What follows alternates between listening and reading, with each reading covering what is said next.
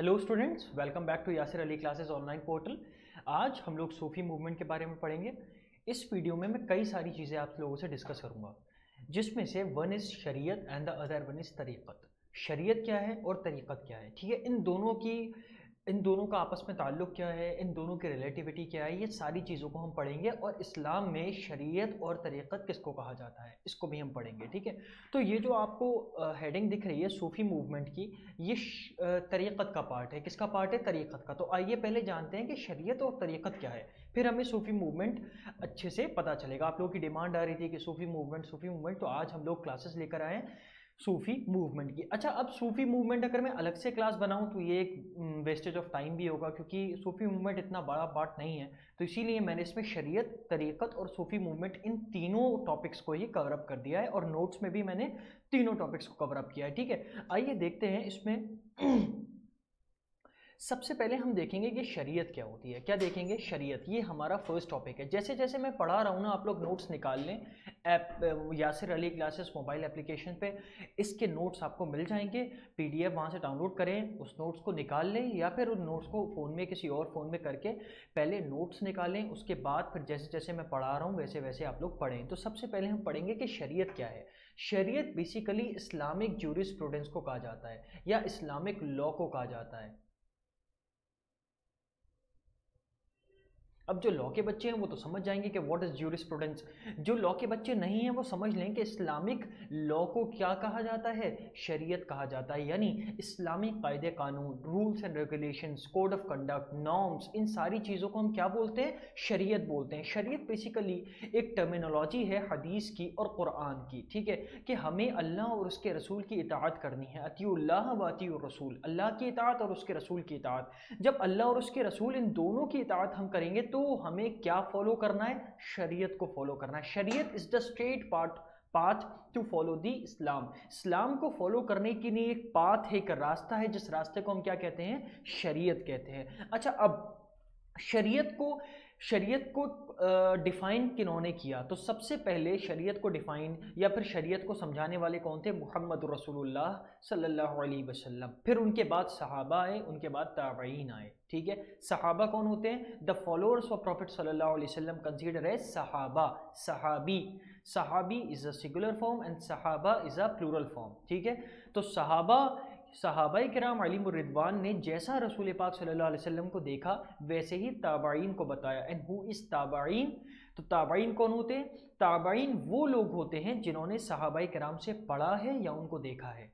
यानी सहाबाए किराम को नमाज़ पढ़ते हुए देखा है, सहाबाए किराम को रोज़े रखते हुए देखा है, सहाबाए किराम को शरीयत पे अमल करते हुए देखा है, सहाबाए किराम को इस्लाम को कैसे फैलाया, इस्लाम में क्या वाजिबात हैं, क्या फ़र्ज़ हैं, क्या ऑब्लिगेशंस हैं, और क्या जो है चीज़ें प्रोहिबिटेड हैं, क्या चीज़ें मैंडेटरी हैं। ये सारी चीज़ें ताबाईन ने सहाबा से ली, ठीक है। यानी सहाबियों ने किससे ली? रसूल पाक सल्लल्लाहु अलैहि वसल्लम से। ताबाईन ने किससे ली? सहाबाए किराम से। और इसमें शरीयत को जिन्होंने डिफ़ाइन किया, वो जो प्रॉपर एक फतवे का मुरत्तब किया, एक ज्यूरिस्प्रूडेंस दिया, एक हमें स्टेट पाथ दिया कि आपकी अगर शरीयत फॉलो करनी है तो ये आपकी गाइडलाइंस हैं, ये नमाज के मसाइल हैं, ये रोज़े के मसाइल हैं, ये हज के मसाइल हैं, ये वज़ू के मसाइल हैं, ज़कात के मसाइल हैं, तलाक़ के मसाइल हैं, ये निकाह के मसाइल हैं। ये तमाम मसाइलों को बताने वाले शरीयत के पहले इमाम जो थे, जो बरजस्ता जिन्होंने बताया, वो थे इमाम आज़म अबू हनीफ़ा रज़ियल्लाहु अन्हु।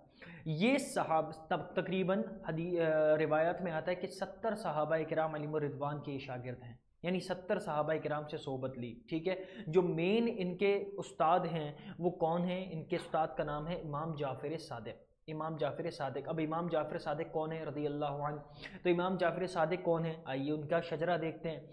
सबसे पहले हज़रत अली के बेटे इमाम हुसैन, इमाम हुसैन के बेटे इमाम ज़ैनुल आबिदीन, इमाम ज़ैनुल आबिदीन के बेटे हज़रत इमाम बाकिर, और इमाम बाकिर के बेटे हैं इमाम जाफ़र सादिक। यानी मौला अली रज़ियल्लाहु अन्हु की पाँचवीं औलाद कौन है? हज़रत इमाम जाफ़र सादिक। और इमाम जाफ़र सादिक से 2 साल फैज़ लिया है किसने? इमाम आज़म अबू हनीफ़ा रज़ियल्लाहु अन्हुमा ने।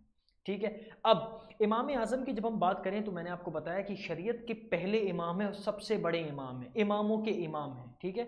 ज़माने भर ने किया तजस्सुस, मिला ना कोई इमाम तुमसा इमाम आज़म अबू हनीफा। तो सब इमामों के इमाम है, द इमाम ऑफ ऑल द इमाम्स। इसीलिए शरीयत में इनको इमाम आज़म कहा जाता है। क्या कहा जाता है? इमाम आज़म, मतलब द ग्रेटेस्ट इमाम ऑफ ऑल टाइम, हर ज़माने के इमामों का इमाम, जिसका नाम क्या है? हज़रत इमाम आज़म अबू हनीफ़ा। अब अबू हनीफ़ा यानी हनीफ़ा के बाप, ये इनकी कुन्नियत है, नाम नहीं है। कुन्नियत मतलब पहले ज़माने में बेटे के नाम से बाप को जाना जाता था। बाज़ औक़ात जैसे मैं हूँ, मेरा नाम है ज़ैद उद्दीन फ़ारूक़ी, मैं अपने बाप का सबसे बड़ा बेटा हूँ, ठीक है, और मेरे वालिद का नाम है आसिम उद्दीन फ़ारूक़ी। तो मुझे मेरे वालिद को किस नाम से पुकारा जाएगा? अबू ज़ैद के नाम से। अबू ज़ैद, मेरे वालिद का नाम क्या हो जाएगा? अबू ज़ैद, यानी ज़ैद के वालिद। यानी अगर कोई शख्स मेरे वालिद को इज़्ज़त देना चाहता है या वो आसिम उद्दीन फ़ारूक़ी नाम जो है वो नहीं लेना चाहता, तो क्या कहेगा? अबू आसिम, यानी आसिम जो है अबू ज़ैद, यानी ज़ैद के बाप। ज़ैद के बाप अल्टीमेटली कौन हुए? आसिम, ठीक है। तो अबू हनीफा ये क्या है? कुन्नियत है आपकी। दूसरा, नुअमान बिन साबित। नुअमान बिन साबित ये इमाम आज़म का नाम है। नाम क्या है? नुअमान बिन साबित। साबित आपके वालिद का नाम था, ठीक है। कहाँ पर आप आपकी जो पैदाइश थी वो थी कूफे की। कूफा एक शहर है, ठीक है, जहाँ पर इमाम हुसैन रदी अल्लाह अन्हु को कूफियों ने इमाम हुसैन रदी अल्लाह अन्हु का कत्ल किया था। तो अब बगदाद एक कूफा में आप पैदा हुए, पैदाइश आपकी कहाँ की है? कूफा की। और कूफा के बाद, जस्ट अ सेकेंड, थोड़ी बैटरी लो हो रही है, एक मिनट, ठीक है। अब क्या हुआ? कूफे में आप पैदा हुए और फिर आपका जो मज़ार अक़दस है वो कहाँ पर है? बगदाद में है। बगदाद शरीफ में, या बगदाद मोहल्ला भी कहा जाता है। बगदाद बड़ी मुक़द्दस जगह है इराक़ की। क्यों मुक़द्दस है? इसकी 3 खूबियाँ हैं, 3 इंपॉर्टेंट बातें जो आपके एग्ज़ाम पॉइंट ऑफ व्यू से इंपॉर्टेंट है। पहली खूबी बगदाद की ये है कि बगदाद में हज़रत इमाम आज़म नुअमान बिन साबित रज़ी अल्लाह अन्हुमा का मज़ार मुबारक है। दूसरी खूबी कि बगदाद में ही हुज़ूर गौसे आज़म शेख अब्दुल क़ादिर जीलानी रज़ी अल्लाह तबारक व तआला अन्हुमा का भी मज़ार मुबारक है। और तीसरी खूबी इनकी इस शहर की यह है कि ये इराक़ की कैपिटल है। तो ये 3 खूबियाँ हैं, तीनों आपको याद रखनी है। तीसरा, इनके टाइटल क्या है? इमाम आज़म, यानी सबसे बड़ा इमाम, द इमाम ऑफ ऑल द इमाम्स। और दूसरी, सिराजुल अइम्मा, इमामों में चमकता सूरज, ठीक है। जितने भी इमाम हैं उन सब का इमाम, चमकता हुआ सूरज, सिराजुल अइम्मा। अइम्मा इज़ द जमा ऑफ इमाम, यानी अइम्मा जो है वो इमाम की जमा है, यानी अइम्मा is the plural form of imam, ठीक है। यहाँ तक बात क्लियर है। उसके बाद हम बात करेंगे कि कौन सा स्कूल ऑफ थॉट आपको फॉलो करता है, तो वो है हनफी, यानी, और इंडियन सब कॉन्टिनेंट में या एशियाटिक रीजन में सबसे ज़्यादा फॉलोअर्स, और अगर पूरी दुनिया की बात की जाए तो ये बाईद नहीं होगा, बाईद इस कयास है कि हाँ, पूरी दुनिया में सबसे ज़्यादा जिस इमाम के मानने वाले हैं वो हमारे इमाम आज़म अबू हनीफ़ा रज़ी अल्लाह अन्हुमा के मानने वाले हैं। आपकी एक किताब, मशहूर ज़माना किताब, जिनका नाम है अल फ़िक़्हुल अकबर, इसमें तमाम के तमाम शरीयत के मसाइल जो ज़माने में मौजूद थे वो इस किताब में मौजूद हैं, मुरत्तब हैं। आप लोग ये किताब मार्केट में है और पढ़ सकते हैं, ठीक है। अल फ़िक़्हुल अकबर, यानी सबसे, अब इन किताब का नाम भी देखें, अल फ़िक़्हुल अकबर। फ़िक़ा मतलब क्या होता है? इस शरीयत या इस्लामिक जूरिस्प्रूडेंस को क्या बोलते हैं? फ़िक़ा बोलते हैं। फ़िक़ा, इस्लामिक लॉ, फ़िक़ा। तो फ़िक़ा सबसे बड़ी फ़िक़ा, अल फ़िक़्हुल अकबर, यानी सबसे बड़ी, सबसे अफजल फ़िक़ा किसकी है? तो वो है इमाम आज़म अबू हनीफ़ा रज़ी अल्लाह अन्हुमा की। दूसरे इमाम, हमारे इमाम दूसरे कौन है? इमाम मालिक बिन अनस रज़ी अल्लाह अन्हुमा। इमाम मालिक बिन अनस ये मदीना अल मुनव्वरा, इन्हें इमाम मस्जिद नबवी भी कहा जाता है। क्या कहा जाता है? इमाम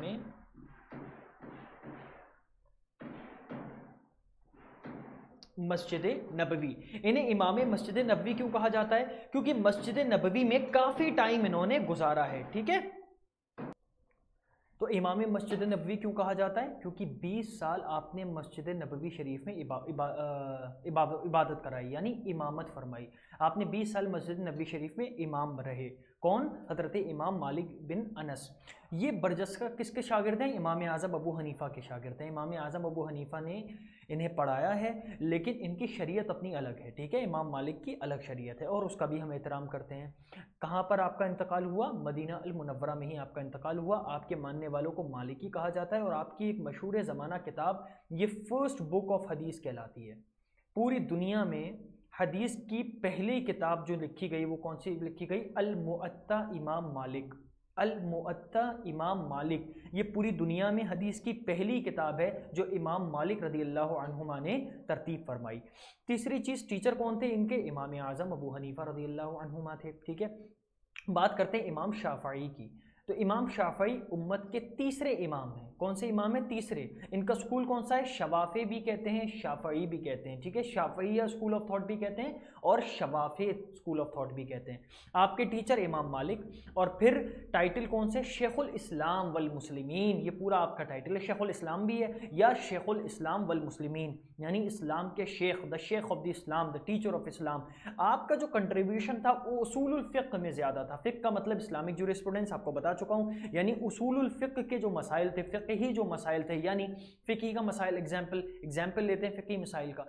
फ़िक़ह के मसाइल से मतलब ये होता है कि मान लो वज़ू में कोहनी तक हमें पानी बहाना है या नहीं बहाना, इसको हम क्या बोलेंगे? फ़िक़ही मसाइल बोलेंगे, ठीक है। अगर औरत के नेल पॉलिश लगी है तो उसके ऊपर से अगर पानी बहा दिया जाए तो क्या औरत का वज़ू हो जाएगा या नहीं होगा, इसको हम क्या शुमार करेंगे? फ़िक़ही मसाइल में शुमार करेंगे, ठीक है। मसा अगर चौथाई सर का किया जाए तभी मसा होगा, या अगर एक बाल भी भीग जाए तो मसा हो जाएगा, इसको बोलते उसूलुल फ़िक़्ह। यानी फ़िक़ह के जो उसूल मुरत्तब किए वो किसने किए? इमाम शाफ़ई रदियल्लाहु अन्हुमा ने किए, ठीक है। आपकी एक किताब जिसका नाम क्या है? अल रिसाला, किताबुल उम और मुस्नद अश-शाफ़ई, ये आपकी 3 मशहूर ज़माना किताब है, जिसमें मुस्नद अश-शाफ़ई जो है ये किताब इंपॉर्टेंट है, ठीक है। बात करते हैं चौथे इमाम, जिनका नाम क्या है? इमाम अहमद इब्ने हम्बल रदियल्लाहु अन्हुमा। इमाम अहमद इब्ने हम्बल, इनका भी कंट्रीब्यूशन बहुत ज़्यादा रहा। इन्होंने 3 बादशाहों से जो है वो दुश्मनी मोल ली थी। 3 बादशाहों से इमाम अहमद इब्ने हम्बल रदियल्लाहु अन्हुमा ने। क्यों? क्योंकि जाहिर सी बात है यार, ये लोग अल्लाह वाले थे और स्ट्रेट टूवर्ड्स अल्लाह सुब्हानहू व तआला इनका ताल्लुक़ था, तो जाहिर सी बात है ये बादशाहों को ज़्यादा पसंद नहीं करते थे। तो हारून रशीद, कारून, ये तमाम जो बादशाह थे, मामून, इन तमाम ये जो बादशाह थे ना, इन लोगों ने इमाम अहमद इब्ने हम्बल को कई कोड़े लगवाए हैं और इमाम अहमद इब्ने हम्बल ने बेशुमार अजियत, सही अजियत मतलब तकलीफ़ें, बहुत तकलीफ़ें इन्होंने इनको पहुँचाई गई। बल्कि आपको एक किस्सा बताऊँ, बादशाह कहते थे कि कुरान मखलूक है, यानी Quran is among the creation not the creator, Quran is the creation, Quran एक मखलूक है, कुरान अल्लाह का कलाम नहीं है, कुरान तो ज़मीनी कलाम है। इमाम मालिक कहते थे नहीं, ऐसा नहीं है, कुरान मखलूक नहीं है। वो कहते थे नहीं कुरान मखलूक है, वो कहते थे नहीं कुरान। बोले अगर तुमने नहीं कहा ना कि कुरान मखलूक नहीं है, अगर तुमने कहा ना कि नहीं कहा कि कुरान मखलूक है, तो फिर हम तुम्हें कोड़े मारेंगे। सुभान अल्लाह। इमाम मालिक रदियल्लाहु अन्हुमा को 70 कोड़े मारे गए, और 70 भी कैसे कि अलग अलग पहलवान बुलाए जाते। वो एक पहलवान सिर्फ 2 कोड़े मारेगा, तीसरा क्योंकि 2 मार के वो थक जाता था, पूरी जान से मारते थे, फिर दूसरा आता था पहलवान, फिर वो 2 कोड़े मारता था, फिर दूसरा आता था, फिर वो 2, ऐसे अलग अलग पहलवान इमाम मालिक रदियल्लाहु अन्हुमा को 70 कोड़े मारा करते थे। लेकिन इमाम मालिक का वही जुमला था कि कुरान मखलूक नहीं है। अल्लाहु अकबर, ये था इमाम मालिक रदियल्लाहु अन्हुमा का ईमान। अब बात करते हैं इमाम मालिक को ये जुर्रत आई कैसे। तो वो एक चोर था जो इमाम मालिक को ये जुर्रत दे गया। वही वाली बात है ना, अल्लाह जिससे चाहे अपने दीन का काम लेता है, जिस किसी से चाहे अल्लाह दीन का काम ले सकता है। वो काफिर भी हो सकता है, बदी भी हो सकता है, चोर भी हो सकता है, कोई भी हो सकता है, और मोमिन और मुसलमान भी हो सकता है। समझ में आई बात? वो कहते, इकबाल ने कहा ना, थे हमी मार का आर सहरा के मार का आराओं में, खुशकियों में कभी लड़ते कभी पर सहराओं में, शान आँखों में नजरती थी जहांदारों की, कलमा पढ़ते थे हम छाओं में तलवारों की। वो इमाम मालिक रदियल्लाहु अन्हुमा का कैरेक्टर हमें इन लाइन से पता चलता है कि कलमा पढ़ते थे हम छाओं में तलवारों की।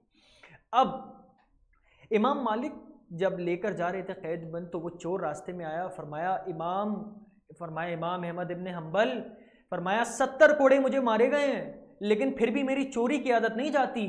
चंद कोड़ों की वजह से दीन न छोड़ देना, चंद कोड़ों की वजह से दीन से बगावत या दीन न छोड़ देना। 70 कोड़ों से तो मेरी चोरी की आदत नहीं गई है। इमाम अहमद इब्न हंबल फरमाते हैं बस वो चोर था जो मुझे इस्तकामत दे गया, इस्तकामत पे दीन दे गया, जिनके बारे में अल्लाह रब्बुल इज़्ज़त कुरान मजीद में फरमाते हैं सुम्मस्तकामू ततनज़्ज़लु अलैहिमुल मलाइका। फरमाया जब तुम दीन में इस्तकामत हो जाओगे, डट जाओगे, अड़ जाओगे, तो फिर क्या होगा? ततनज़्ज़लु, नाजिल होंगे, नुज़ूल होगा किसका? अलैहिमुल मलाइका, मलाइकाओं की कितारों का। फिर मलाइका जो है वो तुम्हारी मदद को आएंगे। तुम स्टेप तो बढ़ो, तुम एक तरफ आगे बढ़ो, अल्लाह रब्बुल इज़्ज़त अपनी मलाओं को, अपने जो फरिश्ते उनकी मदद भेजेगा। तो इमाम अहमद इब्न हंबल रदी अल्लाह अन्हु, इनका मज़ार मुबारक कहाँ है? बगदाद में है। इनका भी फाउंडर थे हंबली स्कूल के, इमाम शाफ़ई इनके टीचर थे। और आपकी मशहूर ज़माना किताब, ये बहुत इंपॉर्टेंट है, मुस्नद अहमद इब्न हंबल, ये मोस्ट इंपॉर्टेंट बुक है आपकी, ठीक है। और किताब सुन्ना आपकी दूसरी किताब। अच्छा एक बात यार, पहले इमाम आज़म अबू हनीफ़ा, इमाम आज़म अबू हनीफ़ा के शागिर्द, उनके स्टूडेंट का नाम इमाम मालिक के शागिर्द का नाम इमाम शाफ़ई, और इमाम शाफ़ई के शागिर्द का नाम इमाम अहमद इब्न हंबल। ये 4 मशहूर ज़माना किताब, मशहूर ज़माना इमाम। और इसमें सबसे इंपॉर्टेंट बुक्स 2 बुक्स हैं, जिसमें पहली बुक मुवत्ता इमाम मालिक जो हदीस की पहली किताब है, और फिर दूसरी सबसे इंपॉर्टेंट बुक इमाम अहमद इब्न हंबल की मुस्नद अहमद इब्न हंबल, ये दूसरी सबसे इंपॉर्टेंट बुक है। बाकी बुक्स भी इंपॉर्टेंट है, लेकिन उनकी इतनी हैसियत नहीं जितनी इन 2 बुकों की है। अब आपको एक इंटरेस्टिंग बात बताऊं, बुखारी शरीफ सबने सुना है? इमाम बुखारी की किताब बुखारी शरीफ, the most prominent book after the Quran according to the उलमा किराम अलैहिम रिदवान, यानी कुरान मजीद के बाद इस उम्मत में सबसे ज़्यादा सही किताब का दर्जा अगर किसी को मिला है तो वो बुखारी शरीफ है, द मोस्ट प्रोमिनेंट किताब बुक, ठीक है। तो वो कौन सी? बुखारी शरीफ। तो बुखारी शरीफ लिखने वाले कौन? इमाम बुखारी। अब देखें इमाम बुखारी का मकाम कितना बाद में है। सबसे पहले इमाम आज़म अबू हनीफ़ा, उनके शागिर्द इमाम मालिक, उनके शागिर्द मतलब स्टूडेंट, उनके शागिर्द इमाम शाफ़ई, और उनके शागिर्द इमाम अहमद इब्न हंबल। इमाम अहमद इब्न हंबल के शागिर्द और उनके स्टूडेंट का नाम है इमाम बुखारी। इमाम बुखारी किसके स्टूडेंट है? इमाम अहमद इब्न हंबल के। और मज़हब में आप किसको फॉलो करते हैं? शाफ़ई को। ये खूबसूरती है इस्लाम की। इमाम बुखारी मज़हब में यानी स्कूल ऑफ थॉट किसका वो फॉलो करते हैं? इमाम शाफ़ई का। और इमाम बुखारी जो स्टूडेंट हैं वो किसके हैं? इमाम अहमद इब्न हंबल के स्टूडेंट हैं। समझ में आई बात? ये चीज़ है। तो इमाम बुखारी का भी तस्करा हो गया। और इमाम बुखारी भी मुक़ल्लिद हैं, ये सारे लोग मुक़ल्लिद हैं, है ना। जो तेरी तकलीद शिरक होती, तो मुहद्दिसी सारे होते मुशरिक। बुखारी, मुस्लिम, इब्न माजा, इमाम आज़म अबू हनीफ़ा, ठीक है। अब बात करते हैं 4 मेजर सेक्ट ऑफ इंडियन सब कॉन्टिनेंट। 4 मेजर सेक्ट हैं इंडियन सब कॉन्टिनेंट के, ये हम बाद में बात करेंगे। पहले आपको पता चल गया शरीयत क्या होती है। अब हम देखेंगे तरीक़त क्या होती है। क्या देखेंगे? तरीक़त क्या होती है। तरीक़त में हम देखेंगे तरीक़त क्या होती है। अभी हमने पढ़ा कि physical law of Islam or the physical legislature of Islam is called शरीयत।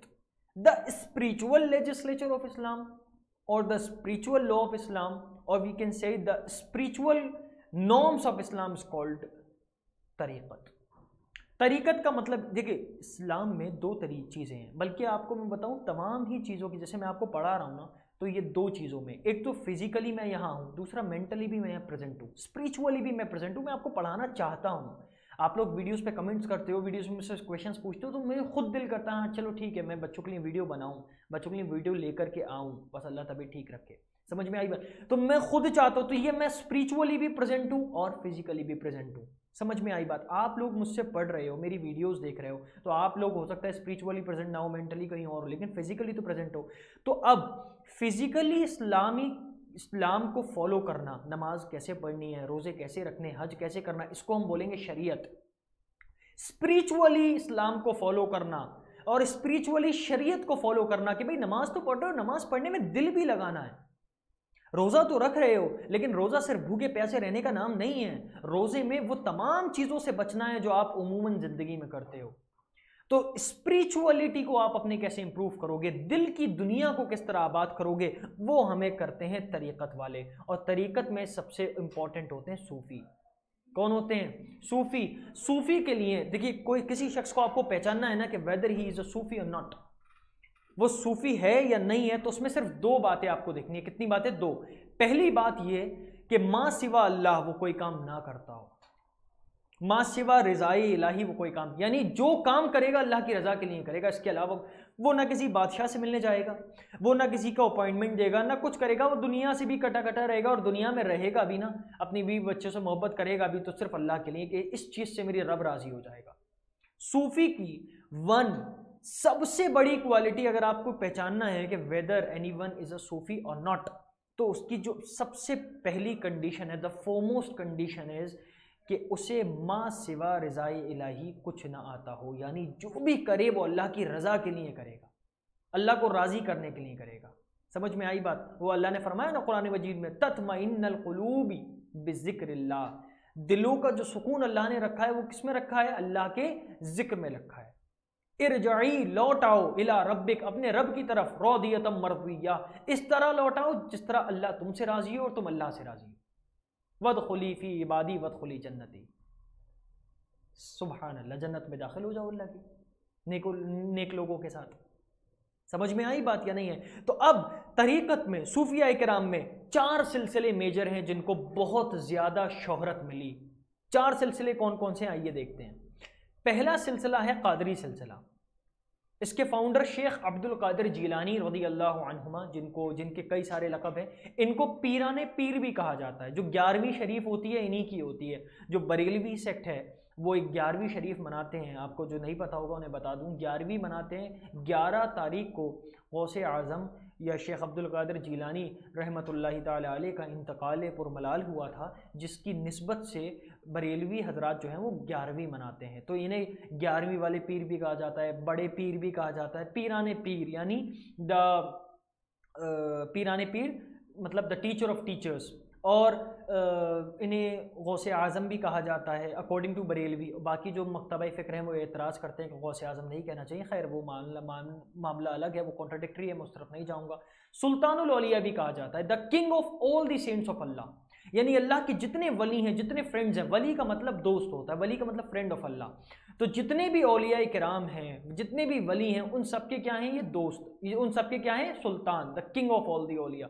तो इनके कुछ लक़ब, महबूब सुबहानी, महबूब कहते हैं अजीज़ को, सुबहानी यानी अल्लाह रब्बुल इज़्ज़त के महबूब, अल्लाह के महबूब बंदे, अल्लाह के पसंदीदा। गौसे आज़म हाजत रवा, यानी लोगों को दुख को दूर करने वाले, इस तरह से, क्योंकि ये दुख को दूर करने वाले, दुआओं को कबूल करवाने वाले, इस तरह का लक़ब जो है वो गौसे आज़म को दिया जाता है। और ये बरेलवी फ़िरका देता है, बाकी कोई फ़िरका इनको इस तरह का लक़ब नहीं देता, लेकिन इज़्ज़त सब करते हैं। ठीक है। सुल्तानुल औलिया, the king of all the saints, तमाम वलियों के सरदार। ठीक है।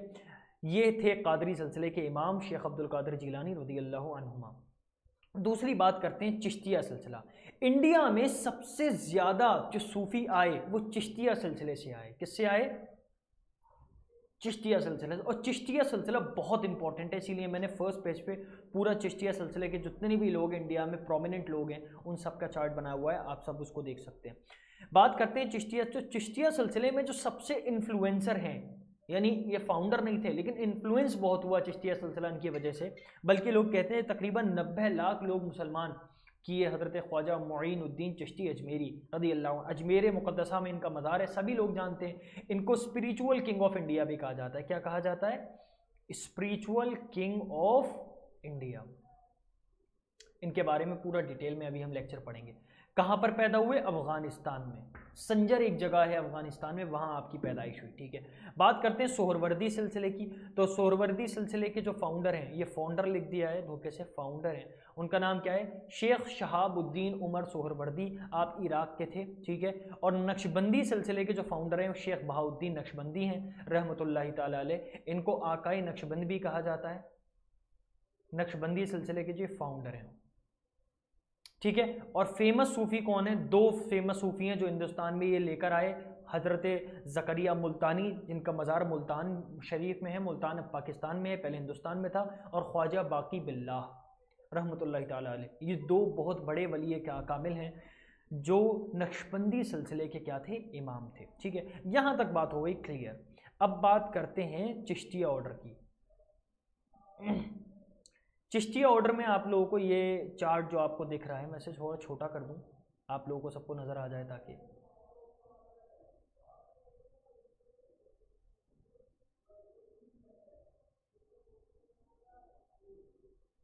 Just a second.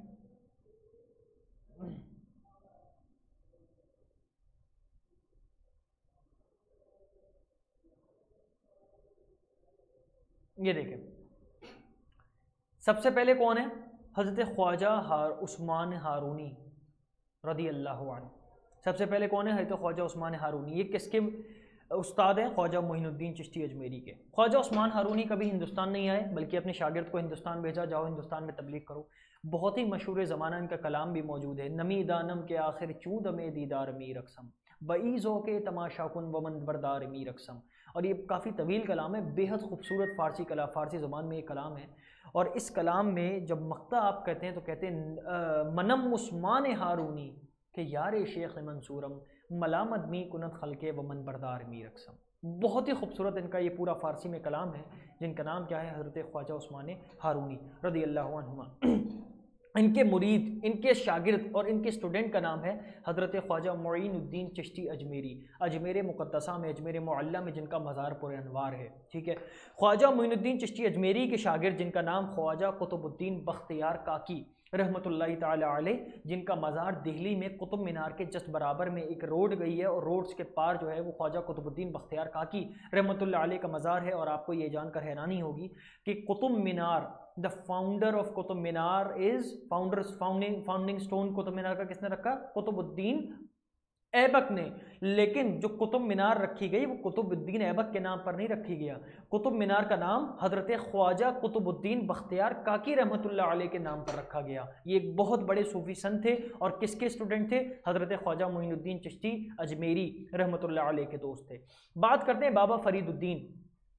बाबा फरीदुद्दीन रहमतुल्लाह अलैह, जिनका मज़ार पाकपतन शरीफ पाकिस्तान में मौजूद है, मौजूदा पाकिस्तान में। बाबा फरीद किसके स्टूडेंट हैं? ख्वाजा कुतुबुद्दीन बख्तियार काकी के। और बाबा फरीद के दो मशहूर ज़माना शागिर्द, सुबहान अल्लाह, एक का नाम क्या है? हज़रत ख्वाजा निज़ामुद्दीन औलिया महबूब इलाही, और दूसरे का नाम हज़रत साबिर पाक रहमतुल्लाह अलैह। साबिर पाक का मज़ार कलियर मुक़द्दसा में है, और निज़ामुद्दीन औलिया का मज़ार मुबारक जो है वो कहाँ है? दिल्ली में है। अब ख्वाजा अली अहमद साबिर रहमतुल्लाह अलैह का सिर्फ एक शागिर्द, इन्होंने किसी को खिलाफत ही नहीं दी, किसी को शागिर्द बनाया ही नहीं। पूरी दुनिया में साबिर पाक का सिर्फ और सिर्फ एक मुरीद था, हज़रत ख्वाजा शम्स तुर्क पानीपती रहमतुल्लाह अलैह। पूरा नाम क्या है? ख्वाजा शम्स तुर्क पानीपती, पानीपत के आप थे रहमतुल्लाह अलैह। ये एक वाहिद जो हैं वो शख्स हैं जो साबिर पाक से मुरीद हैं, साबिर पाक के शागिर्द हैं। और साबिर पाक से लोगों ने कहा कि आप मुरीद क्यों नहीं करते, आप तो इतना बड़ा आपका सिलसिला है, साबरी सिलसिला, उनको फैलाएं। फरमाया नहीं, मनम यक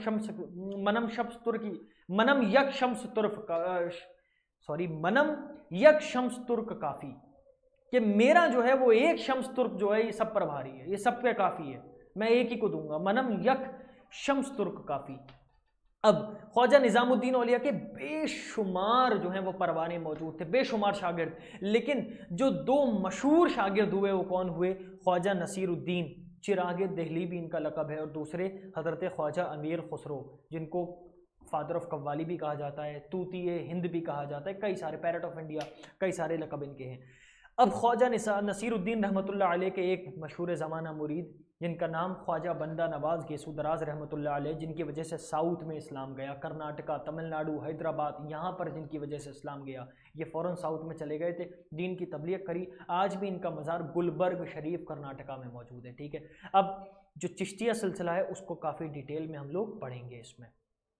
ठीक है, तो चिश्तिया सिलसिले के सबसे पहले जो बानी हैं हिंदुस्तान के अंदर, उनका नाम क्या है? ख्वाजा मोइनुद्दीन चिश्ती इनका सिलसिला है। अजमेर राजस्थान में इनकी क्या है? श्राइन का मतलब मज़ार। टाइटल्स क्या है यानी लक़ब? पहला लक़ब क्या है? गरीब नवाज, गरीबों को नवाजने वाला, इसीलिए इनका नाम ख्वाजा गरीब नवाज भी कहते हैं कुछ। सुल्तानुल हिंद, अभी बता चुका हूँ, स्पिरिचुअल किंग ऑफ इंडिया, यानी हिंद का बादशाह, दीन के वो मोइन, ख्वाजा ए दीन व मिल्लत पे लाखों सलाम। दूसरी चीज़, ख्वाजा कुतुबुद्दीन बख्तियार काकी।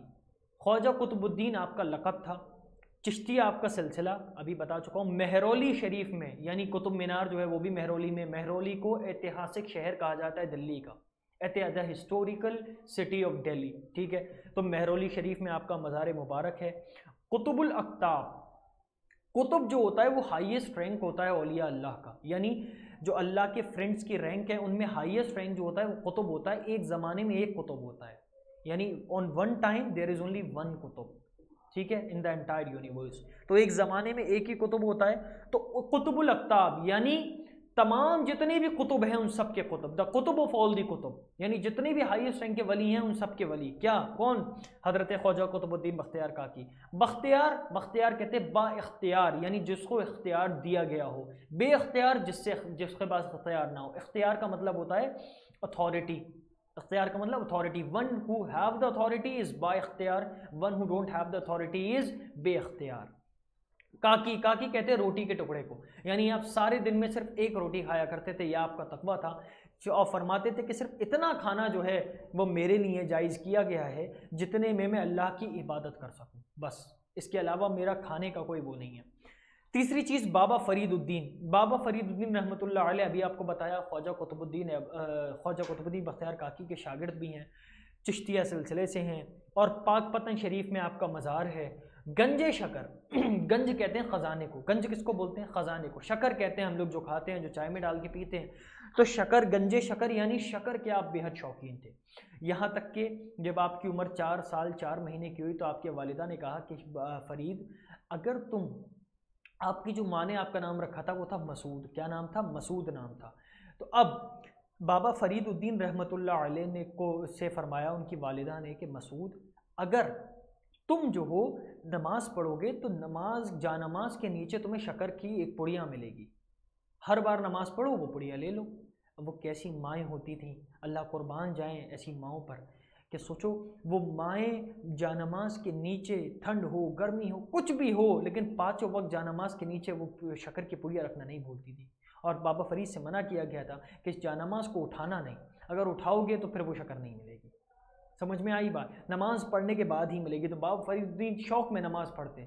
आज हमारी माओं का आलम क्या है? हमारी माँ जो है वो 6 बजे तो बच्चों को उठाएगी, वो चाहे मार के उठाए, पानी डाल के उठाए, वो चाहे प्यार से उठाए, कैसे भी उठाए, क्यों? स्कूल है बच्चों का, there is a school is the need of children, ठीक है। तो वो मारेगी भी उसके लिए, वो पानी भी डाल सकती है, वो प्यार से भी उठा सकती, वो घर के पंखा भी बंद कर देगी, कंबल भी उतार, मतलब जो कर सकती है वो करेगी माँ अपने बच्चे को स्कूल भेजने के लिए। लेकिन अफसोस की बात कि फजर की नमाज में ये एहतमाम नहीं किया जाता। लेकिन ये औलिया अल्लाह की माएँ हैं। और आपको एक और चीज़ बताऊं कि ये जितने भी सूफिया किराम के ऊपर मैंने पढ़ा ना, ख्वाजा उस्मान हारूनी से लेकर बाबा ख्वाजा निज़ामुद्दीन औलिया, साबिर पाक, इन तमाम लोगों में एक चीज़ कॉमन है, और आपको हैरत होगी कि ये कैसी कॉमनैलिटी है। ये कॉमन चीज़ इनमें क्या थी कि इन किसी का भी वालिद मौजूद नहीं था दुनिया में, यानी जब बच्चे बालिग नहीं थे तभी इनके वालिद जो हैं वो सब छोड़कर जा चुके थे दुनिया से। ये सब सिर्फ और सिर्फ माओं की परवरिश का नतीजा है जो ये वक्त के वली और बल्कि कुतुब बने, ठीक है। तो गंजे शकर यानी शक्र के बहुत ज़्यादा शौकीन होने वाले। फारूकी इसलिए कहा जाता है क्योंकि ये हज़रत उमर रदी अल्लाह अन्हुमा की आले मुबारक से थे। हज़रत उमर फ़ारूक आज़म रदी अल्लाह तबारक व तआला के एंसेस्टर्स थे, इसीलिए इनको क्या कहा जाता है? फ़ारूकी। मसूद वो नाम था जो इनकी वालिदा ने रखा, मसूद नाम इनकी वालिदा ने रखा, और फरीदुद्दीन जो थे उनके नाम से मशहूर हुए, ठीक है। बात करते हैं ख्वाजा निज़ामुद्दीन औलिया की। तो ख्वाजा निज़ामुद्दीन औलिया किसके शागिर्द हैं? बाबा फरीदुद्दीन के, चिश्तिया सिलसिले के हैं। दिल्ली में आपका मज़ार है। आपकी पैदाइश कहाँ की है? तो बदायूं की है। आपकी पैदाइश कहाँ की है? बदायूं की आपकी पैदाइश है, ठीक है। 2 हस्तियाँ ऐसी हैं जिनके बारे में बहुत इंपॉर्टेंट है कि वो बदायूं में पैदा हुए। पहले कौन है? Razia Sultana, and the other one is Sheikh Nizamuddin Auliya रहमतुल्लाह अलैह, ठीक है। तो कौन कौन से लोग हैं जिनकी पैदाइश बदायूं की है? रज़िया सुल्ताना और ख्वाजा निज़ामुद्दीन औलिया महबूब इलाही रहमतुल्लाह अलैह। आपका लक़ब महबूब इलाही भी है। महबूब इलाही, महबूब कहते हैं अजीज़ को, दोस्त को, इलाही यानी अल्लाह का महबूब, अल्लाह का अजीज़। औलिया, इतना काम औलिया हालांकि जमा को कहते हैं। औलिया अगर कई सारे वली इकट्ठे हो जाएंगे तब हम उसमें कहा जाएगा औलिया, लेकिन दीन का इस शिद्दत से काम हज़रत ख्वाजा निज़ामुद्दीन औलिया ने किया। और आपका खासियत क्या थी कि आप मुरीदों को पालते, खिलाते, पढ़ाते और जब वो मुकम्मल वली हो जाते तो उनको हिंदुस्तान के दूसरे पार्ट्स में भेज दिया करते हुए, नहीं तुम यहाँ नहीं रुकोगे, तुम जाओ, तुम हासवी चले जाओ, तुम पंजाब चले जाओ। तो ये अपने मुरीदों को हिंदुस्तान की दीगर जगहों में और दीगर ममालिक में फैला दिया करते थे, जिसकी वजह से दीन का एक बड़ा काम हज़रत ख्वाजा निज़ामुद्दीन औलिया ने अंजाम दिया। तो औलिया इनका लक़ब है, यानी कई वलियों का मिलाकर इन्होंने काम किया। किन्होंने? हज़रत ख्वाजा निज़ामुद्दीन औलिया महबूब इलाही। आपकी एक बहुत ही मायानाज़ तसनीफ़ कहते हैं किताब को, मायानाज़ तसनीफ़ कौन सी थी? अल फ़वाइदुल फ़वाइद। आपकी किताब का नाम क्या है? अल फ़वाइदुल फ़वाइद आपका किताब का नाम है। अब बात करते हैं अलाउद्दीन अहमद। ये भी किसके मुरीद हैं, किसके शागिर्द हैं? हज़रत बाबा फरीदुद्दीन गंजे शकर रहमतुल्लाह अलैह के। चिश्तिया सिलसिले में कलियर रुड़की उत्तराखंड में आपका मज़ार है। साबिर पाक आपका लक़ब, सब्र करने वाला, बेहद सब्र के, सब्र जमील आपको अता किया अल्लाह रब्बुल इज़्ज़त ने। दूसरा, माँ ने क्या नाम रखा? माँ ने नाम रखा मखदूम। माँ ने क्या नाम रखा? मखदूम। बात करते हैं अमीर खुसरो रहमतुल्लाह अलैह की। तो Amir Khusro is the true disciple of Nizamuddin Auliya महबूब इलाही। अब यहाँ पर आप सुन लें, वो बच्चे जो 11th एंट्रेंस में हैं, ये क्वेश्चन उनके लिए सिर्फ इंपॉर्टेंट है कि ख्वाजा निज़ामुद्दीन औलिया के डिसिपाइल का नाम क्या है? तो अमीर खुसरो। जो बच्चे BA वाले हैं उनके लिए ये बहुत बहुत बहुत बहुत बहुत और बहुत की पावर 100 इतना इंपॉर्टेंट है कि ख्वाजा निज़ामुद्दीन औलिया के डिसिपाइल का नाम क्या था? तो क्या नाम था? अमीर खुसरो। और अमीर, ये भी पूछ सकते हैं कि अमीर खुसरो के टीचर का नाम क्या था? तो अमीर खुसरो के टीचर का नाम ख्वाजा निज़ामुद्दीन औलिया। अमीर खुसरो रहमतुल्लाह अलैह का मज़ार भी कहाँ है? दिल्ली में, ख्वाजा निज़ामुद्दीन औलिया के जस्ट पहलू में आपका मज़ार है। आपका लक़ब तूतिए हिंद। तूतिए हिंद मतलब द पैरट ऑफ इंडिया। दूसरा, फनाफिश शेख। ये फनाई शेख लिखा है, इसे कर लीजिएगा ठीक। फनाफिश शेख यानी शेख की मोहब्बत में फना हो जाने वाला। लोग कहते भी हैं कि अगर उस्ताद देखना है तो हुजूर सईदी शेख अब्दुल कादिर जिलानी को देखो, उन जैसा कोई पीर नहीं। और अगर शागिर्द देखना है तो हज़रत अमीर खुसरो को देखो, उन जैसा कोई शागिर्द नहीं दुनिया में। ये दो लोग मशहूर हैं। तो आपको फना फिर शेख यानी शेख के बारगाह में अपने उस्ताद में फना हो जाना, अपनी हस्ती को ख़त्म करके शेख की हस्ती में अपने आप को मिला देना। दूसरा, फादर ऑफ कव्वाली। क्या? अबल कव्वाली भी आपको कहा जाता है। क्या? Father of qawwali. आपकी किताब मिफ्ताउल फुतूह आपकी किताब है, और खजाइनुल फुतूह। मिफ्ताउल फुतूह और खजाइनुल फुतूह आपकी किताब। अब शेख अहमद सिरहिंदी मुजद्दिद अल फिसानी रहमतुल्लाह अलैह। शेख अहमद सिरहिंदी, अब शेख अहमद सिरहिंदी के बारे में अगर आपको डिटेल्ड चाहिए ना लेक्चर, तो मेरा मेडिवल इंडिया का अकबर वाला चैप्टर खोलें। जब आप अकबर वाली वीडियो में, उसमें मैंने शेख अहमद सिरहिंदी रहमतुल्लाह अलैह का तफसीली जिक्र किया है, ठीक है। क्योंकि अकबर का खात्मा, अकबरियत का खात्मा करने वाले शख्स को क्या कहते हैं? शेख अहमद सिरहिंदी रहमतुल्लाह अलैह। नक्शबंदिया सिलसिले से थे, ठीक है, और सिरहिंद पंजाब के थे, और आपका मज़ार भी पंजाब में। मुजद्दिद अल फिसानी। अब मुजद्दिद अल फिसानी क्या है, ये मैंने वहाँ पर तफसीली जिक्र किया है, यहाँ पर बस मैं थोड़ा सा बताता हुआ चलूँगा। मुजद्दिद का मतलब होता है रिवाइवर, यानी दीन में जो खुराफात पैदा हो गई हैं उन सबको ख़त्म करके दीन को नया करके पेश करने वाला। और रसूलुल्लाह सल्लल्लाहु अलैहि वसल्लम की हदीस बाबरकत है कि मेरी उम्मत में हर 100 साल के बाद एक क्या आएगा? मुजद्दिद आएगा। यानी 100 सालों तक जितनी खुराफात, जितनी बदनीयती, जितनी बिदाअत दीन में दाखिल हो चुकी होंगी, वो 100 साल के इख्तिताम में, आखिर में आकर उन तमाम जो बुराइयां हैं दीन में जो घर कर चुकी होंगी, उन सबको ख़त्म करके दीन को नया करके पेश कर देगा। क्या कर देगा? दीन को नया करके पेश कर देगा। उसको बोलते हैं रिवाइवर, मुजद्दिद। लेकिन अब आपको एक चीज़ बताऊं, जनरली एक व्यू लेकर चलते हैं। जितने भी दुनिया में मुजद्दिद आए ना, उन्होंने अपने ओपोनेंट को ख़त्म तो किया, मुकाबला किया, हदीसों से किया, कुरान से किया, डायलॉग से किया, डिबेट से किया, मुनाजरों से किया, सबसे किया, लेकिन अपने मुखालिफत में खड़े होने वाले फ़िरकों को ख़त्म नहीं कर पाया। जैसे एग्जाम्पल लेते हैं, उम्मत के पहले रिवाइवर, पहले मुजद्दिद शेख अब्दुल अजीज़ रहमतुल्लाह अलैह रज़ी अल्लाह अन्हुमा। शेख उमर बिन अब्दुल अजीज़, सॉरी टू से, उमर बिन अब्दुल अजीज़ उम्मत के पहले रिवाइवर, पहले वो रहे हैं मुजद्दिद। उमर बिन अब्दुल अजीज़ रहमतुल्लाह अलैह ने नो डाउट बहुत ही अच्छा मुकाबला किया हज़रत अली के मुखालिफिन से, लेकिन ख़त्म नहीं कर पाए। हज़रत अली रज़ी अल्लाह अन्हा खारजियों से बेपनाह मुकाबला किया, बेपनाह खारजी कत्ल किए, लेकिन खारजियों की तादाद ख़त्म नहीं हुई। हजरत उस्मान रदी अल्लाह अन्हु बेपनाह मुकाबला किया, लेकिन तादाद रावजियों की ख़त्म नहीं हुई। उसके बाद भी कई सारे मुजद्दिद आए, लेकिन उनका जो फ़िरका था वो कहीं ना कहीं रह गया, वो पूरी तरह से ख़त्म नहीं हुआ। ये शान हमारे और आपके मुजद्दिद हुजूर मुजद्दिद अल-फ़िसानी रहमतुल्लाह अलैह को अल्लाह ने दी कि ये जब अकबरियत के ख़िलाफ़ और अकबर का जो फितना था जब उसके ख़िलाफ़ खड़े हुए तो अकबरियत को इस दुनिया फ़ानी से नेस्त व नाबूद करके रख दिया, जिसको कहते हैं कि कुफ्र के ताबूत पे आखिरी कील ठोकी किसने? हज़रत मुजद्दिद अल-फ़िसानी रहमतुल्लाह अलैह ने। तो वो इसीलिए इनको कहा गया मुजद्दिद अल-फ़िसानी, यानी द रिवाइवर ऑफ 1000 ईयर्स, 1000 साल का मुजद्दिद, यानी 1000 सालों तक जितने मुजद्दिदों ने काम किया है वो काम किया है अकेले हजरत मुजद्दिद अल-फ़िसानी रहमतुल्लाह अलैह ने। ठीक है, अब बात करते हैं यहाँ पर फातिह अकबरियत, यानी अकबरियत का जो फितना था उसको फतेह कर किसने? मुजद्दिद अल-फ़िसानी ने। तीसरा इनका फारूकी। फारूकी क्यों कहा जाता है? क्योंकि हजरत उमर फारूक आज़म रदी अल्लाह अन्हुमा की आले मुबारक से थे। आपकी किताब जिसमें अकबरियत का खात्मा आपने किया है उस किताब का नाम क्या है? मकतूबाते मुजद्दिद। बात करते हैं शाह वलीउल्लाह मुहद्दिस देहलवी की। एक मिनट मैं रब कर दूं ताकि आपको दिख जाए। शाह वलीउल्लाह मुहद्दिस देहलवी कौन है? शाह वलीउल्लाह मुहद्दिस देहलवी रहमतुल्लाह अलैह वो अजीम शख्सियत हैं जो हदीसों को इंडिया में लेकर आए, यानी जिन्होंने हिंदुस्तान में आकर हदीसों को जमा किया। चिश्तिया सिलसिले से थे, दिल्ली के थे, मुहद्दिस देहली थे, मुहद्दिस देहली कहा जाता है, यानी शाह वलीउल्लाह मुहद्दिस देहलवी, मेहरौली में ही आपका मज़ार है। ये पहले पर्सन थे जिन्होंने इंडिया में कुरान को पर्शियन लैंग्वेज में ट्रांसलेट किया। The first man who translate the Quran into Persian language, from Arabic to Persian. आपकी एक बहुत ही प्यारी किताब हुज्जतुल बालिगा, आप सबको इस किताब का मुताला करना चाहिए। और तीसरी अल फौजुल कबीर, ये भी बहुत प्यारी किताब है। नेक्स्ट शेख अब्दुल हक मुहद्दिस देहलवी, इनको भी मुहद्दिस देहलवी का लक़ब मिला हुआ है। नक्शबंदी थे, ये दिल्ली के थे।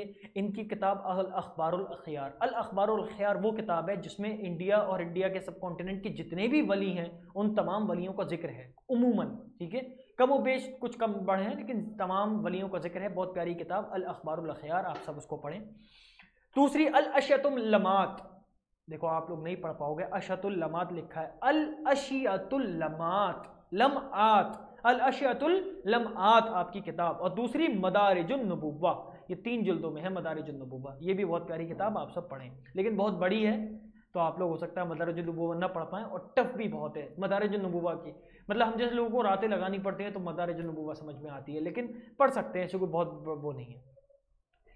अब तो अर्तुगरुल आ गया भाई अब अर्तुगरुल आ गया, सब जान गए इब्ने अरबी कौन है, तो बस उन्हीं के बारे में पढ़ेंगे कि शेख मुहियुद्दीन उनका नाम था, नक्शबंदिया सिलसिले से आपका ताल्लुक था, डेमेस्कस सीरिया में आपका मज़ार है। कहाँ पे? डेमेस्कस सीरिया में। आप कहाँ के थे? मैसिडोनिया के थे। मैसिडोनिया में 2 लोग हैं, कौन कौन? जल्दी बताओ। सॉरी, स्पेन के आप थे, उंदलुस जिसको बोला जाता है, स्पेन के कौन थे? इब्ने अरबी। मज़ार कहाँ है? डेमेस्कस में।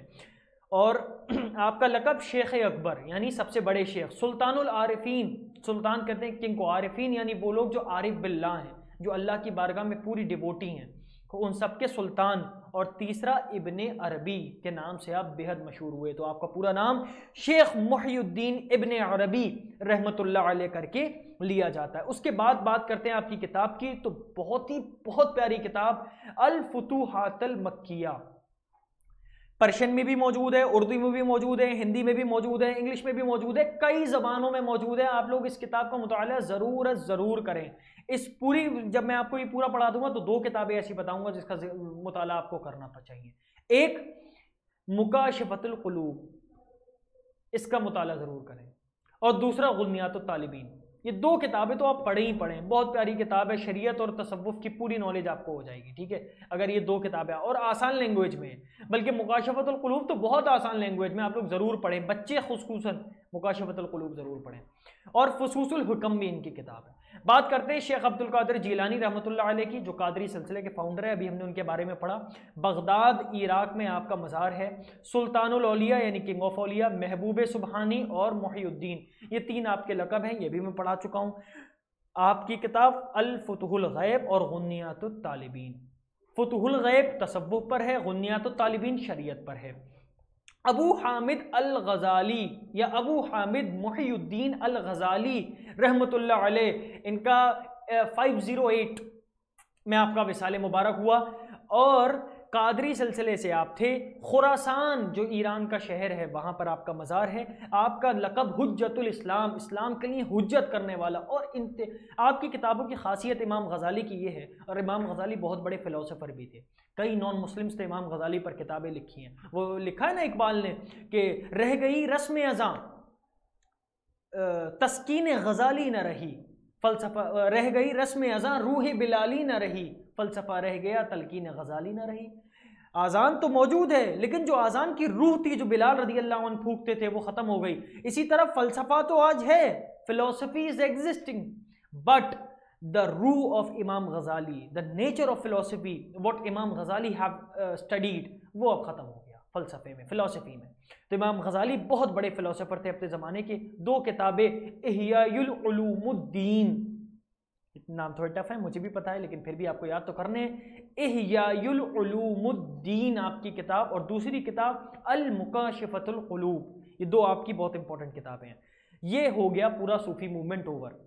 अब बात करेंगे, हमने शरीयत की बात कर ली, तरीक़त की बात कर ली, अब बात करते हैं इंडियन सब कॉन्टिनेंट में जो फ़िरक़े पैदा हुए। आइए उन फ़िरक़ों की बात करते हैं, ठीक है। ये बड़ा इंपॉर्टेंट और बहुत मज़ेदार, जैसे कहते हैं बच्चे जो है बड़े इंटरेस्ट लेके पढ़ते हैं, है ना। बरेलवी, देवबंदी, जमात इस्लामी, वहाबी। आइए देखते हैं the 4 major sect of Indian subcontinent, यानी Indian subcontinent, India, Pakistan, Bangladesh, Sri Lanka, Myanmar, Iran, Iraq. यहाँ पर जो फ़िरक़े हैं, ईरान इराक में तो नहीं है ये फ़िरक़ा, Iran, Iraq, Saudi, Iran, Iraq, Khorasan, Samarkand, Bukhara, Syria, Egypt, यहाँ पर सब सुन्नी मौजूद हैं, ठीक है। यहाँ पर ये फ़िरक़े नहीं है, सिर्फ इंडियन सब कॉन्टिनेंट यानी हिंदुस्तान, पाकिस्तान और बांग्लादेश मेनली, यहीं पर ये फ़िरक़े मौजूद हैं, जिनका पहले फ़िरक़े में नाम आता है बरेलवियत। बरेलवी के जो लीडर हैं, जो इमाम हैं, उनका नाम क्या है? इमाम अहमद रज़ा ख़ान रहमतुल्लाह अलैह। क्या नाम है? इमाम अहमद रज़ा ख़ान फ़ज़ल बरेलवी रहमतुल्लाह अलैह। प्लेस कौन सी थी? बरेली में ही आप पैदा हुए, बरेली में ही आपका इंतकाल हुआ। टाइटल आपको आला हज़रत कहा जाता है। आला हज़रत यानी उस ज़माने में जितने भी हज़रत थे उन सब के इमाम। कौन? आला हज़रत, इमाम अहले सुन्नत, इमाम अहले सुन्नत पूरा मज़हब है, उसके इमाम इमाम अहमद रज़ा ख़ान फ़ज़ल बरेलवी, ठीक है। ये बरेलवी सिलसिले के फाउंडर। अब बात आते हैं देवबंदी के। देवबंदी सिलसिले में देवबंदियों का जो फाउंडेशन है वो कौन सा है? जो मरकज़ जिसे हम बोलते हैं वो क्या है? दारुल उलूम देवबंद। और दारुल उलूम देवबंद की जो बुनियाद रखी वो किसने रखी? मौलाना कासिम ननौतवी ने। और इनके जो मुफ्ती हैं, जो सबसे बड़े मुफ्ती हैं, उनका नाम क्या है? रशीद अहमद गंगोही। तो ये दोनों बेसिकली देवबंदी सिलसिले के क्या माने जाते हैं? फाउंडर, मौलाना कासिम ननौतवी और मौलाना रशीद अहमद गंगोही। बात करते हैं जमात इस्लामी की। तो जमात इस्लामी में अबुल आला मौदूदी, अबुल आला मौदूदी एक रिफॉर्मिस्ट भी थे, सोशलिस्ट भी थे, और वो क्या कहते हैं, पहला ये तबका था मौदूदी का जिसने पाकिस्तान को एक शक्ल में कहा कि हाँ पाकिस्तान होना चाहिए और ये वो। लेकिन मौदूदी के जो बच्चे हैं वो रहते तो पाकिस्तान में हैं, लेकिन पाकिस्तान की मुखालिफत करते हैं, पाकिस्तान में रहकर पाकिस्तान की मुखालिफत करते हैं। इतने ही इंडिया के चाहने वाले हैं, जिनका नाम क्या था? अबुल आला मौदूदी। इनकी एक तफसीर है जो बहुत ही ज़्यादा, जिसको बोला जाता है मॉडर्न तफसीर है, ठीक है, बहुत ही मॉडर्न तफसीर है। अब बात करते हैं फाउंडेड, औरंगाबाद हैदराबाद में इसको फाउंड किया गया था जमात इस्लामी को, ठीक है। अब इसमें कई सारे लोग हैं, शेख ज़करिया भी आए जिनकी फ़ज़ाइल आमाल है, और भी बहुत सारे लोग आए जो जमात इस्लामी के एक अच्छे तकारकुन की तौर पर शामिल हुए। वहाबी देखिए, वहाबी ने वक्त के रहते अपने नाम बदले। पहले ये वहाबी कहलाए, फिर ये नजदी कहलाए, फिर ये अहले हदीस कहलाए, ठीक है। और एक और उनका नाम है सलफ़ी। अल-सलफ़ुस सालिहून से इन्होंने लफ्ज़ निकाला सलफ़ी। तो सलफ़ी भी कहा जाता है, वहाबी भी कहा जाता है, अहले हदीस भी कहा। जैसे जैसे वक्त बदला इन्होंने अपने नाम बदले। पहले कहा हम वहाबी हैं, फिर बाद में जब वहाबी लोग बदनाम हो गए तो उन्होंने कहा हम अहले हदीस हैं। अब अहले हदीस भी जब बदनाम हो गए तो उन्होंने कहा हम सलफ़ी हैं। अब सलमान जो किंग सऊदी अरेबिया का, उसने कहा हमारा सलफ़ियों से भी कोई ताल्लुक़ नहीं है, और सऊदी अरब का कोई भी मज़हब सलफ़ी पर नहीं है, यानी कोई वहाबी अहले हदीस सऊदी में नहीं रहा है, और उनका कानून तो बिल्कुल नहीं चलेगा। तो अब इन्होंने कह दिया हम अहले हदीस भी नहीं। समझ में आई बात? तो इनके लीडर कौन है? इब्ने तैमिया इनके लीडर हैं, और अब्दुल वहाब नजदी। अच्छा, इन लीडर्स को देवबंदी भी मानते हैं। ये जो इनके फाउंडर है ना, इसको देवबंदी भी मानते हैं। इब्ने तैमिया को भी रहमतुल्लाह अलैह कहते हैं, इब्ने अब्दुल वहाब नजदी को भी रहमतुल्लाह अलैह कहते हैं। लेकिन जो बरेलवी फ़िरका है वो इन दोनों को इमाम मानने से मना करता है, बल्कि वो इन्हें कहते हैं शैतान। और इब्ने तैमिया जो है वो इब्ने तैमिया ने इब्ने अरबी, जिनका जिक्र अभी मैंने किया, जो अर्तुगरुल के उस्ताद थे, उनको तो जिंदीक तक लिखा है, जिंदीक, काफिर, काफिरों का काफिर, ये लिखा है इब्ने अरबी के बारे में। किसने? इब्ने तैमिया। तो यानी ये दो अलग ट्रैक है, इसलिए मैंने बताया कि ये दो अलग ट्रैक हैं। ये सूफियों का ट्रैक है, ये अहले हदीसों का ट्रैक है। अहले हदीसों के इमाम कौन है? इब्ने तैमिया हो गए, इब्ने अब्दुल वहाब नजदी हो गए, और वहां पर सूफियों के जो इमाम शेख अब्दुल कादिर जिलानी हो गए, हजरत शेख मोहिउद्दीन इब्ने अरबी हो गए, हजरत शेख सालेह हो गए, ये तमाम चीजें। ठीक है, अब बात करते हैं इंडियन इन्फ्लुएंसर कौन था। यानी पहली बार जो इस फिरके को इंडिया में लेकर आया वो था इस्माइल देहलवी। कौन था? इस्माइल देहलवी। इस्माइल देहलवी की किताब है जिसका नाम क्या है? तकवियतुल ईमान। ये बेसिकली तर्जुमा है सिराते मुस्तकीम का। सिराते मुस्तकीम वो किताब थी कि जब सऊदी अरब से हुकूमत गई मुसलमानों की, तुर्कों की, और जब सऊदी वाले कब्जा कर लिया, वहां पर आले सऊद ने कब्जा किया, तो एक किताब लिखवाई जिस किताब का नाम था सिराते मुस्तकीम इब्ने अब्दुल वहाब नजदी से। इस किताब में गुम्बद खजरा को सबसे बड़ा बुत बताया गया, और इस किताब का तर्जुमा हिंदुस्तान में सबसे पहले करने वाले कौन थे? इस्माइल देहलवी। और इन्होंने अलायंस किया था, गठजोड़ किया था आले सऊद से, और आले सऊद से कहा था कि देखो भाई, सऊदी अरेबिया नाम ही आले सऊद ने रखा, तो मतलब क्या हुआ? पहले अरब कहलाते थे, हिजाज मुकद्दसा कहलाते थे अरब, लेकिन बाद में सऊदिया जो नाम आया वो आले सऊद से आया। यानी इन दोनों का अलायंस हुआ और कहा कि जितने भी पॉलिटिकल अफेयर्स हैं वो आले सऊद संभालेंगे, और जितने भी रिलीजियस अफेयर्स हैं वो कौन संभालेंगे? इब्ने अब्दुल वहाब नजदी। तो इन्होंने वो गठजोड़ किया, तुर्कों की हुकूमत को ख़त्म किया, और फिर आज भी ये लोग वहाँ पर क्या हैं? काबिज हैं। ये पूरे 4 इंडियन सब कॉन्टिनेंट के मेजर सेक्ट हैं। ठीक है, यहाँ तक आपकी क्लास ख़त्म होती है। नेक्स्ट क्लास में इंशाल्लाह मैं दूसरा टॉपिक लेकर के आऊँगा। इस टॉपिक में अगर कोई भी डाउट है तो नीचे कमेंट बॉक्स में आप लोग अपने डाउट को लिख सकते हैं, but please ignore the sectarian discussion in the comment box.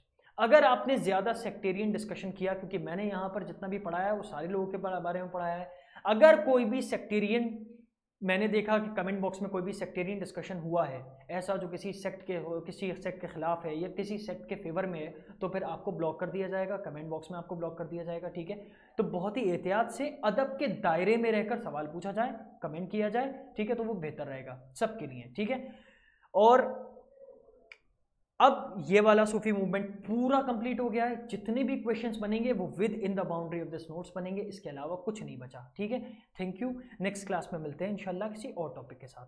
तब तक के लिए अस्सलाम वालेकुम।